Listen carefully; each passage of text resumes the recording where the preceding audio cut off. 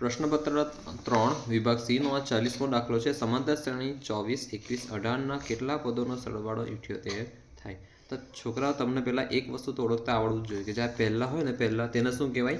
એ કહેવાય। શું કહેવાય? એ બરાબર। તો કે હું લખવાનું અહીં એ બરાબર કેટલું છે? 24। કેટલું છે? 24। ડી બરાબર તો કે a2 - a1। જો અહીં આને a1 કહેવાય અને a2 કહેવાય અને a3 કહેવાય। તો a2 - a1 a2 - a1 તો a2 કેટલા છે? 21, a1 કેટલા છે?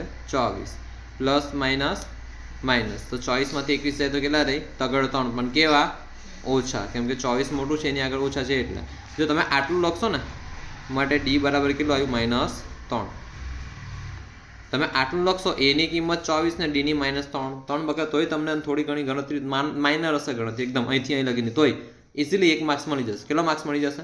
1 માર્ક્સ મળશે ઇઝીલી। થોડી એકદમ માઇનર ગણતરી હોય ના હોય તોય 1 માર્ક્સ તમને મળે। આટલું લખશો ને તોય સમજ પડે શું કહેવા માંગુ છું? હવે ના કેટલા પદોનો સરવાળો 78 થાય? કેટલા પદોનો એટલે આપણને શું પૂછ્યો છે? રોલ નંબર પૂછ્યો છે, હાજરી પૂછી। તો આપણે કેટલા પદોનો સરવાળો તો આપણે n શોધવાનું। શું શોધવાનું છે? n શોધવાનું છે। આપણને જો સિમ્પલ કેટલું કીધું છે? 78। SN બરાબર કેટલું? 78। 1 માર્કની ચાવી છે ખાલી આ 2-3 વસ્તુ લખી દો ને તો 1 માર્ક્સ મળી જશે। આવડશે બકા? જો સરવાળો કહે ને તો સિમ્પલ કેટલા પદોનો સરવાળો તો કે SN બરાબર કેટલું છે? 78। કેટલા પદો એટલે આપણે રોલ નંબર પૂછ્યો તો n બરાબર કેટલા આપણે આ શોધવાના છે। ફરીથી કહું જે પહેલું હોય તેને શું કહેવાય? a કહેવાય। આ બીજાનો અને પહેલાના ગેપને શું કહેવાય? d કહેવાય। d એટલે ડિફરન્સ, ફરક। તો જો a2 - a1 21 - 24 તો કેટલા આવ્યા? -3। તો d બરાબર કેટલા આવ્યા? -3 ને SN બરાબર 78 આપણે સિમ્પલ n શોધવાનું છે। ચાલો આપણે ગણીએ દાખલો। SN બરાબર સૂત્ર જો ખબર હોય n ના છેદમાં 2 કૌંસમાં 2a પ્લસ n - 1 આખાનો કૌંસ પૂરો, સોરી આનો કૌંસ પૂરો ને આગળ આવશે d। હવે SN આપણને કેટલું આપ્યું છે? 78। તો માટે 78 બરાબર n ના છેદમાં 2 આપણે n ની કિંમત ખબર છે, નથી ખબર એટલે બેઠું જ લખીએ। કૌંસમાં 2a એની જગ્યાએ કેટલા લખીશું? 24। કેટલા લખીશ? 24 વત્તા n ની કિંમત ખબર છે, નથી ખબર તો ફરીથી એને બેઠું લખીએ n - 1 અને d કેટલા છે? -3। અહીં લગીને હદ પડી ગઈ? પાક્કો મત પડી ગઈ? જો હવે આપણને ખબર છે અહીં આગળ બગડ 2 ભાગાકારમાં છે તો બરાબરની એમ જાય તો શામાં થાય? ગુણાકારમાં થાય। તો આપણને ખબર છે માટે 78 ગુણ્યા 2 બરાબર n કૌંસમાં 24 દુ 2 દુ 4 2 ચોકું 8 તો 24 દુ કેટલા આવ્યા? 48। અહીં લગીને આવડશે। હવે આને ગુણો આની સાથે, આને ગુણો આની સાથે, -3 ગુણ્યા 9 તો -3n થશે ને?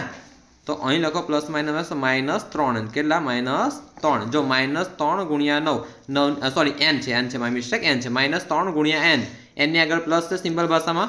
અહીં કંઈ ના હોય તો પ્લસ હોય ને માઇનસ પ્લસ માઇનસ તો અહીં સિમ્પલ માઇનસ કર્યું અને -3n। હવે માઇનસ માઇનસ પ્લસ 3 1 3 અહીં લગીને આવડશે કમ્પ્લીટ છે ને હેલું। હવે આગળ વધીએ। 78 દુ કેટલા થાય? ના આવડે તો આવી રીતના કરી લેવાનું। 78 દુ જો આવું રફ પેજમાં કરજો બકા। 2 8 16 6 વધી 1 2 7 14 14 ને 1 15 156 આવ્યા। હવે માટે 156 બરાબર કેટલા આવ્યા? n। હવે જો કરો અહીં આગળ ધ્યાન નહીં 48 વત્તા 3 કેટલા આવે? 51 તો 51 ઓછા 3n નો વર્ગ અહીં લગીને આવડે તો સોરી 3n છે બકા, વર્ગ નથી આ તો અહીં અંદર ગુણાશે તો વર્ગ થશે, મેં ડાયરેક્ટ ગુણી નાખ્યું ધ્યાન નહીં। તો માટે 156 હવે ધ્યાન નહીં 156 છે અહીં n ના n અહીં આગળ છે તો 156 બરાબર 51 ગુણ્યા n તો 51n થાય। 51 ગુણ્યા n તો કેટલા થાય? 51n ને ઓછા n નો n ની સાથે ગુણાકાર 3n નો વર્ગ થાય છે ને? હા પડે શું કહેવા માંગુ છું? આનો ગુણાકાર આની સાથે, આનો ગુણાકાર આની સાથે 51 ગુણ્યા n તો 51n થાય। હવે 3n ગુણ્યા n તો કે 3n નો વર્ગ ને માઇનસ અહીં બેઠા આવે અહીં લગીને હદ પડી। હવે આયરું એમ જાય તો પ્લસ થશે ને તો -3n વર્ગ તો અહીં આગળ +3n વર્ગ આ બાજુ જાય તો માઇનસ થશે તો -51n નહીં તો છે જ તો કે +156 બરાબર કેટલા?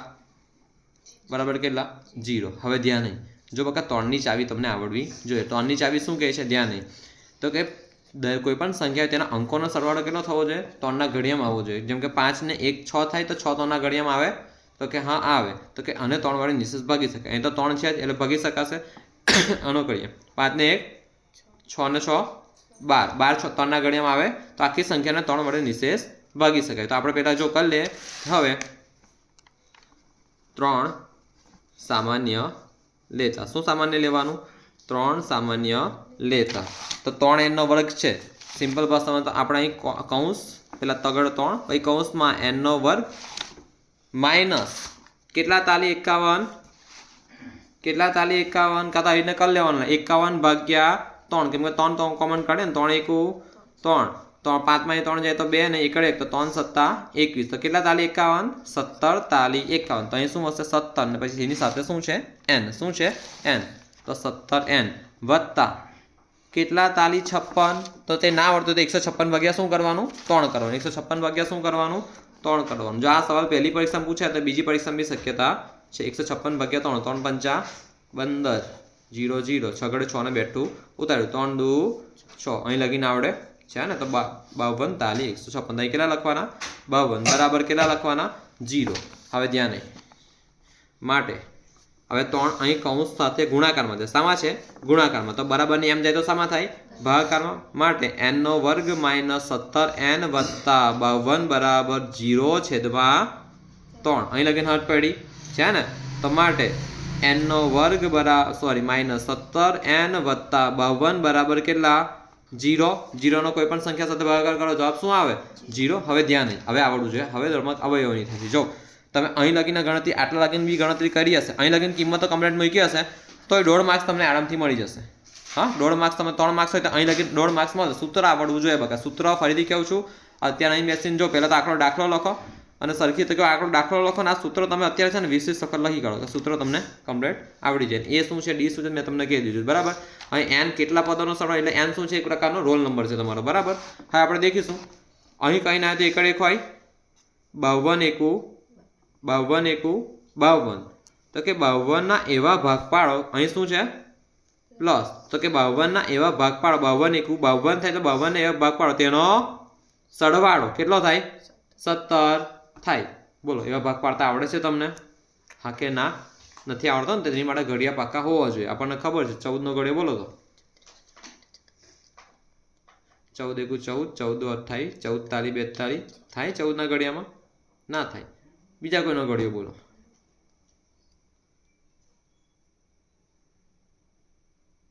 હા જો આ સાદી ભાષામાં આપણને ઘડિયા આવડતા હોય ને ઘડિયા પાકા હોય તો કોઈ વાંધો નહીં આપણને ખબર 14 ના ઘડિયામાં 52 ના 14 ચોક 56 થાય શું 13 ના ઘડિયામાં 52 આવે અત્યારે મેં જવાબ પણ કાઢનો આ કાઢો ને તે વખતે પણ બોલેલો ને એની પછી પણ મેં બોલેલો ઘણી વખતે 13 13 13 26 13 તાલી 39 13 ચોક 52 13 ચોક 52 જો આવું ના આવડતું ને તો બીજું શું કરાય ખબર છે જો આજે નવી રીત શીખવાડું છું અને 52 છે પાછળ બગડો આવે એટલે 2 વડે ભગાય ને 52 ને તમે 1 વડે ગુણો કેટલા વડે ગુણો 1 વડે હવે આને 2 વડે ભાગો કેટલી વડે ભાગો 2 વડે તો 26 52 થાય 26 52 થાય ને હવે આને 1 વડે ભાગ્યું તો અને આ એકને શું કરો 2 વડે ગુણો કેટલા વડે ગુણો 2 વડે જો સિમ્પલ 2 વડે ભાગ્યું છે 52 ભાગ્યા 2 તો કેટલું આવ્યું 26 તો હવે 1 વડે આપણે સિમ્પલ છે 1 છે તો 1 ને કેટલા વડે ગુણો 2 વડે 1 દુના 2 શું 26 અને 2 નો સરવાળો 17 થાય વધી જાય ને 28 થઈ જાય હવે શું કરો અને હજુ 2 વડે ભગાય તો કે હા ભગાય તો કે ભાગ્યા 2 તો કેટલા થાય 13 થાય ને 13 દુ 26 થાય સિમ્પલ ભાષામાં 26 ભાગ્યા 2 કરો તો કેટલા આવે 13 આવે તો અને શું કરો 2 વડે ભાગ્યું તો અહીં શું કરવાનું 2 વડે ગુણવાનું 2 વડે ગુણવાનું 2 દુની કેટલા આવ્યા 4 તો 13 અને 4 નો સરવાળો 17 થાય ને 13 + 4 17 સમજ પડી આ ટ્રીક છે બકા આ ટ્રીક છે ને સ્કૂલમાં કાં બીજી જગ્યાએ કોઈ કહે નહીં મેં તમને એ સરળ રીતે કહેવું તો હવે ધ્યાન નહીં માટે n નો વર્ગ માઇનસ જો મોટું પહેલા નાનું પછી n છે સાથે n છે 4n મધ્યમ પદની નિશાની મોટા પદને મધ્યમ પદની નિશાની માઇનસ ને અંતિમ પદની નિશાની પ્લસ માઇનસ પ્લસ માઇનસ શું માઇનસ પ્લસ શું થાય માઇનસ તો આપો નાના પદને વત્તા પાછળ બગડ 52 બરાબર 0 હવે n નો વર્ગ છે ઓછા 3 13n છે આવું છે n નો વર્ગ ઓછા 13 આમાંથી કોમન શું નીકળે છે n નીકળે છે તો હશે n કૌંસમાં અહીં એકલો n જ વસે ને n ઓછા 13 હું અહીં લખીને હટ પડી તો કે માટે n કૌંસમાં n ઓછા કેટલા લખીશું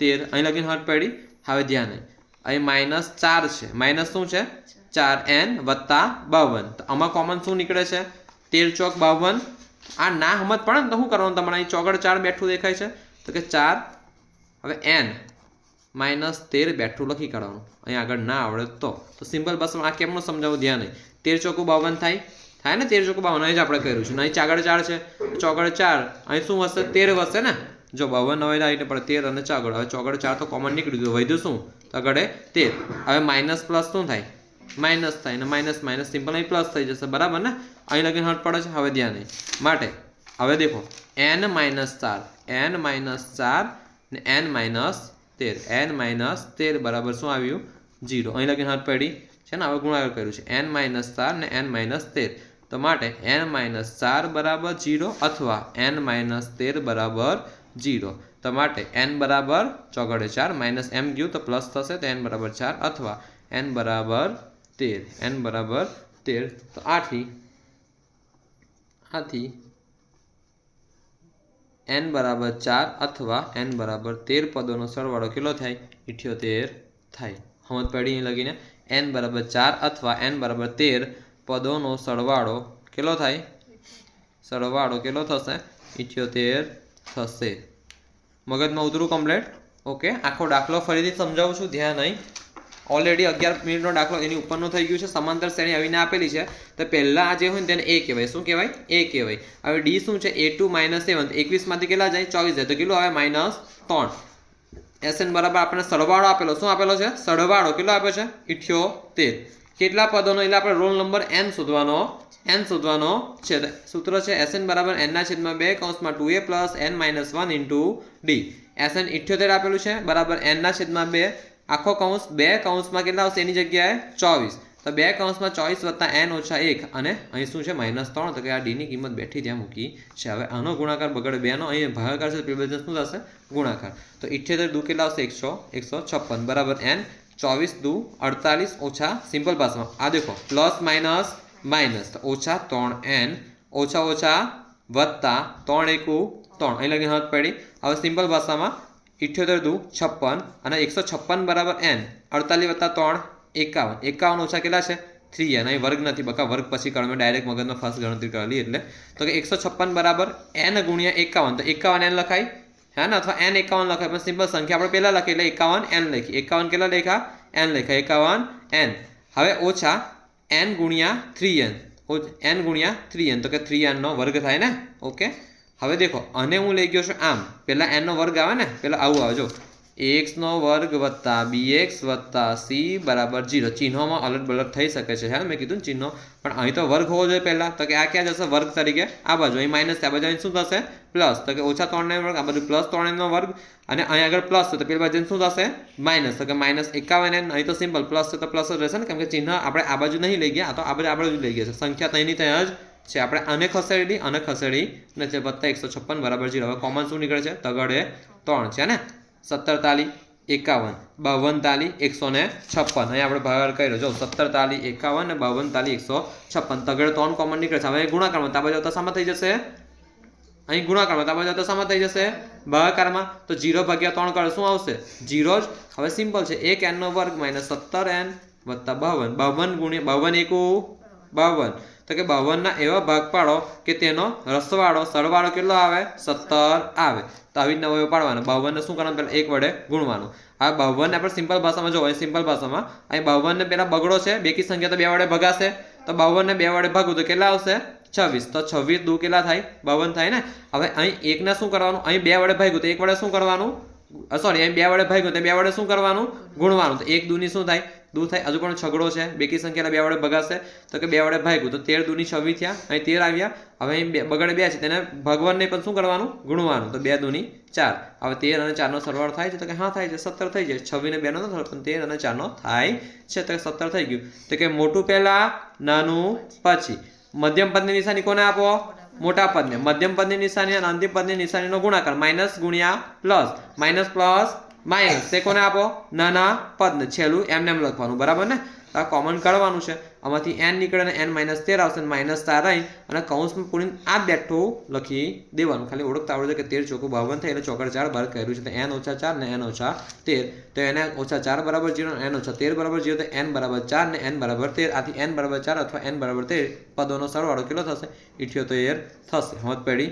ઓકે. દાખલો છે ને 3 માર્કનો દાખલો છે ને, તમારે પહેલી પરીક્ષામાં સેમિસ્ટર 1માં પૂછાયો હતો, એટલે કાં તો સેમિસ્ટર 2 કાં તો બોર્ડની પરીક્ષામાં આ દાખલો પૂછવાની સંભાવના રહેલી, પૂરેપૂરી એમ રહેલી છે. બરાબર, શક્યતાઓ ઘણી છે આની. બરાબર, તો કરજો તમે સરખી રીતે દાખલો. ઓકે.